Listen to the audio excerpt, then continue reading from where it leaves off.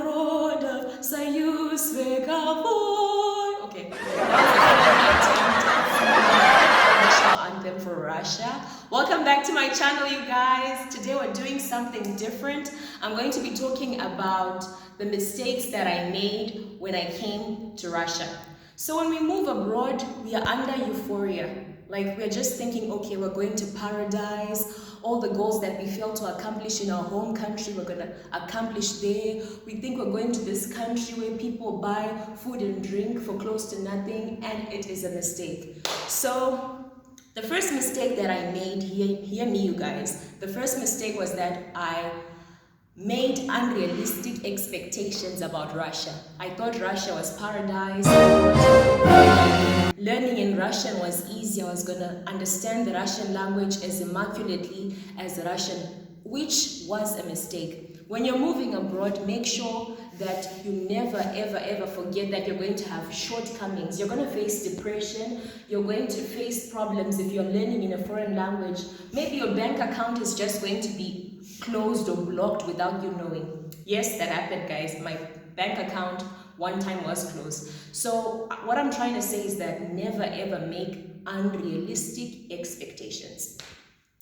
The next mistake I made, this one.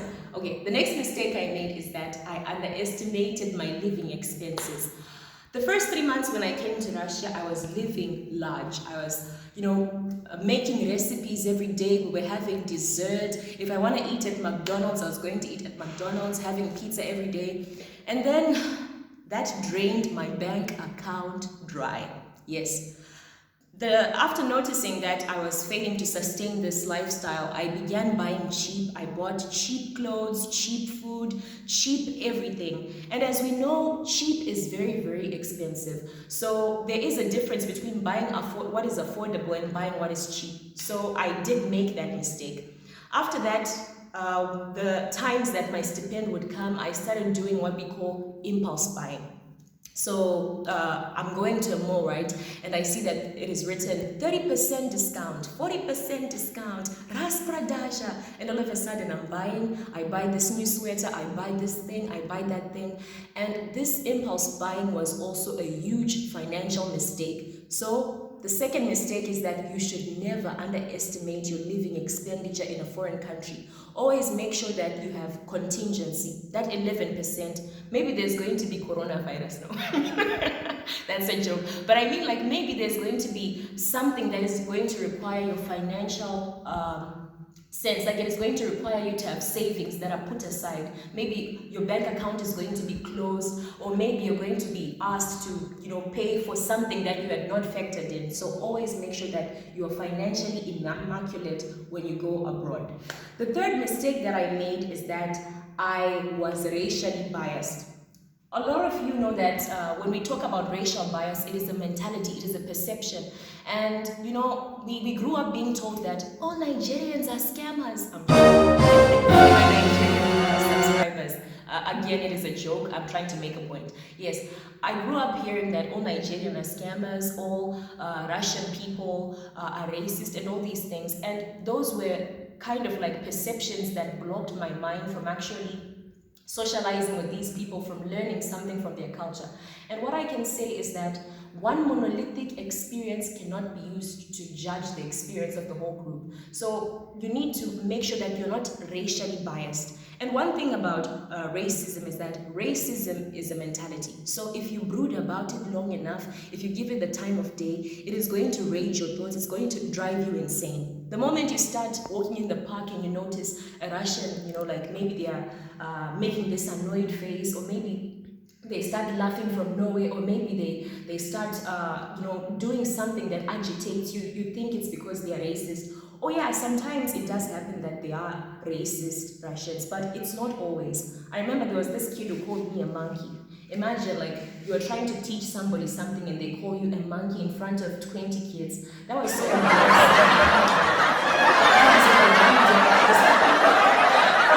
I really was annoyed. I really was in my emotions. And after I thought about it, I realized, no, it's a mentality. If somebody calls you a monkey, if somebody makes a racist gesture against you, it is your choice to ponder upon it. It is your choice to respond, to react.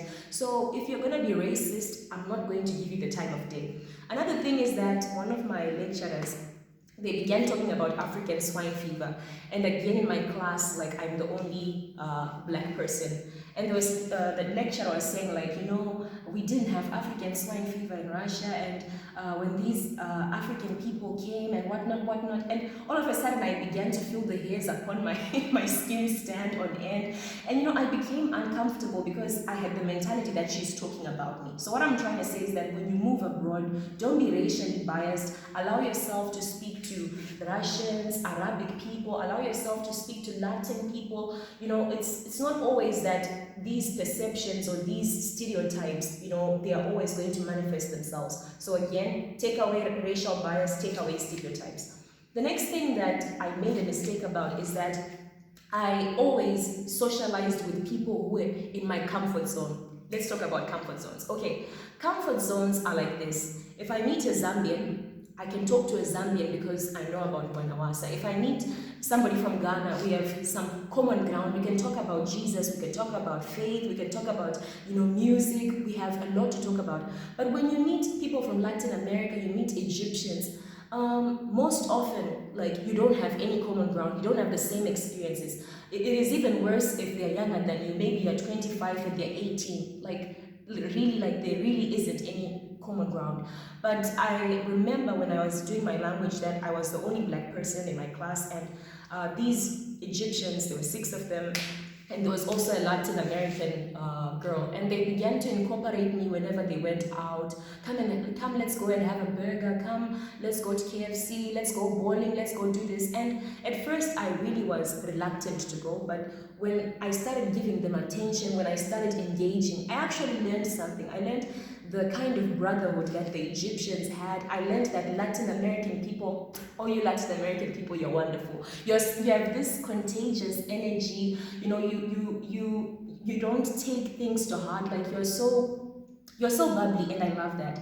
And honestly speaking, at first I was like, okay, I'm in my mid-20s and I'm playing with people who are 18. Like, it felt like I was trying too much, but I realized that friendship really has nothing to do with age. It has nothing to do with you having the common experience or not. It's just about you making a decision to talk to a person and going with that decision, and that's that.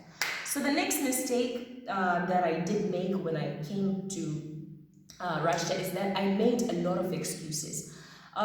You'll find that it's really difficult to learn in Russian. It's really difficult to learn in a foreign language.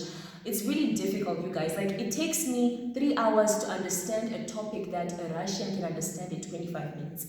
And I realized that the fact that there was this language barrier, it became an excuse. I stopped putting any effort. I was sleeping every day. Like, the whole language was just, an excuse. I was harboring and saying, okay, it's because of the language, it's because of the territory, it's because of the lecturer, they don't teach here and whatnot. And those became excuses. If somebody can come into a territory like this, get their degree, and actually read and make sure that they put it upon themselves to learn the things they're supposed to learn, that means the responsibility is mine. It's my responsibility to learn. It's my responsibility to make sure that before I graduate, I have all the knowledge that I need. It's my responsibility to make sure that I do all the work that is required of me, regardless of the fact that I'm a foreigner. So do not make any excuses. That's one of the common mistakes that we do make. The next mistake I made is that I became monotonous. Let's talk about monotony. Monotony is doing the same thing over and over and over again, and it breeds boredom. So I began to eat the same food, like I told you that I became I began to eat the same food, I began to hang around the same people, I began to do the same things all over 365 days a year. Like, you wake up, you go to class, you come back, you cook, you watch a movie. That's the end of the day. On Sunday, you go to church, you come back, you cook, you read, and that was life. And it became really monotonous because there was no exploration, there was no adventure. And I think when you go outside, like, there is less competition. Back home, I can't stand on a stage with some of the Zimbabwean singers out there because they're at a higher level than me. Back home, there are so many people who can do what we're doing here better and more immaculately. So When you go outside, make sure that you learn a new skill, learn guitar, learn piano, join the choir. You don't need to sing to join the choir. Make sure that you go out, you experience something new, because that's the time that you have, and perhaps that's the only time you have to actually explore the things that you've always wanted to explore. The next mistake that I did make is that I denied myself traveling opportunities. Guys, I remember listening to Tasha Cobbs, and Tasha Cobbs said that for one of her albums, the one that has this song, For Your Glory, I think, she traveled around the United States writing and collaborating with different songwriters, like they were helping her write her songs. And I asked myself, like, if a person like Tasha Cobbs is going around the country and she's trying to write a song, why doesn't she just confine herself in a room and start writing, or just confine herself in a territory and start writing? It's because inspiration comes when you go out. So when you are in Russia, like you're in the middle of Asia and Europe, you can travel for close to nothing to Turkey, you can travel to Kazakhstan, you can go to Moscow, you can go to St. Petersburg, you can go to Rostov. Sometimes it's not just about going, outside the country. It can just be going to see the Gariachi Kluj, or it can be just going to a different state or a different city. And like I began to deny myself those opportunities. You need to travel, you need to meet new people, breathe new air, have new experiences. And like sometimes, like if you travel, it means that you're not going to be eating fancy for 3 or 4 days. You're going to be sleeping in a hostel, and it's worth it. It's just for a short time, but it really does something creativity wise. So once again, do not deny yourself travel opportunities. The next thing I think I did make a mistake about when I came to Russia is that I don't know, like I underestimated the power of depression. Guys, depression is real. Like never ever listen to a person who tells you depression is not real. Depression is real. Like I don't know, maybe it's the territory, the fact that like most Russian people are depressed, and like there was just a lot of depression. Like sometimes I'll just come and I'm not feeling emotionally well, and I don't know the reason why. Like back home, we have these people who say, "Hi, how are you?" The guy who lives next door. You have those combi drivers who be telling you, sister, baby, how are you? Whatnot. And that does something for your mood. You've got family and friends who are checking up on you and talking to you, and now you are now in a country where, like, okay, at that time I didn't have a countrymate. At that time I really had a close, I had a few people I was close to.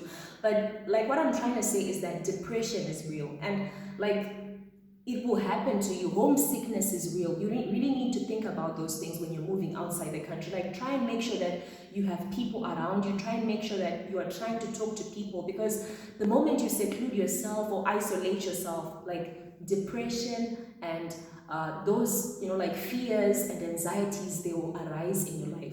So those are the mistakes that I made.